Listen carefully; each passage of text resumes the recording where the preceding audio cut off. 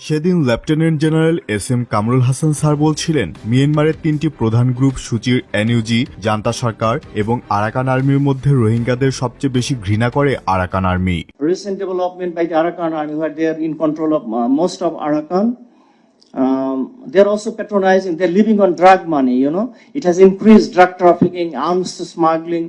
They're also abducting our fishermen from the southeastern side, threatening our maritime security, and the affecting the lives of the coastal people. The proceedings by ARSA and RS is not also like by Arakan, and the reduction of aid has also complicated the situation further. I can tell you, among the three groups, if I consider three stakeholders in Myanmar, this NUG, National Unity Government, military junta, and then Arakan army, then amongst these three, the Arakan army, they hate the Rohingyas the most. So we have to think deeply when we are formulating our national strategy, security strategy. তাই আমার ব্যক্তিগত অভিমত হলো, এই ARSA RSO যতদিন টিকে থাকবে ততদিন চট্টগ্রামও নিরাপদ থাকবে, কারণ ভারত অনেকটা আরাকানে কোণঠাসা হয়ে যাচ্ছে আর সেটা রাগ ছাড়ছে পার্বত্য অঞ্চলে। ভারত কখনো চায় না রোহিঙ্গা এবং আরাকান সমস্যার সমাধান। তবে এখন সময় বদলেছে, ভূরাজনীতির দিক বদল হচ্ছে।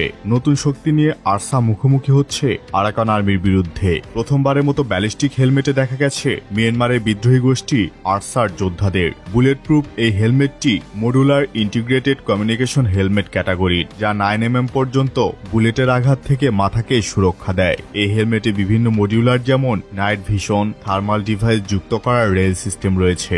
এই ধরনের হেলমেটগুলো আমাদের দেশে স্পেশাল ফোর্সগুলো ব্যবহার করে। প্রশ্ন আসতে পারে, এই অ্যাডভান্সড হেলমেট তারা কোথায় পেল? আপাতত এর একটাই উত্তর, বিদেশি শক্তি, অর্থাৎ অন্য কোনো দেশ থেকে এসব হেলমেটের চালান পেয়েছে তারা, যা আমাদের চোখে আঙ্গুল দিয়ে দেখিয়ে দিচ্ছে রাখাইন ইস্যুতে আমরা না জড়ালেও ইতিমধ্যেই অন্য কোনো রাষ্ট্র এতে জড়িয়ে পড়েছে।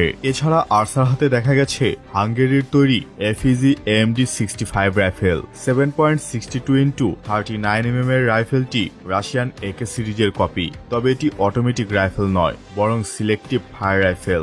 এশিয়ার মধ্যে ভিয়েতনাম এবং মধ্যপ্রাচ্যে আফগানিস্তান পুলিশ এই রাইফেল ব্যবহার করত। আবার যুক্তরাষ্ট্রেও লাইসেন্সধারী ব্যক্তিদের জন্য এটি ক্রয়ের সুযোগ রয়েছে। এছাড়াও এর কম্প্যাক্ট ডিজাইনের কারণে হাঙ্গেরিয়ান প্যারাট্রুপাররা এই রাইফেল ব্যবহার করত। বর্তমানে দক্ষিণ এশিয়ার রাখাইনে আরসার হাতেও এসে পৌঁছেছে এই অস্ত্রটি। আমাদের এন্টায়ার হিল ট্র্যাক্সে আমাদের ফেন্সিং করা উচিত এবং এখানে রোড দিয়ে আমাদের বর্ডার সিকিউরিটি বলছে যাতে কোনো ক্রস বর্ডার মুভমেন্ট যাতে না হতে পারে। এটা এমন কোনো বিষয় না, if India can do it all around us, why we can't do it in our Chittagong hill tract? 100% of border with India must be stopped. পার্বত্য চট্টগ্রাম রাজ্য তাদেরকে বুঝতে হবে, আপনারা কি ইন্ডিয়ার মিউজিকে নাচবেন নাকি আমাদের সাথে থাকবেন।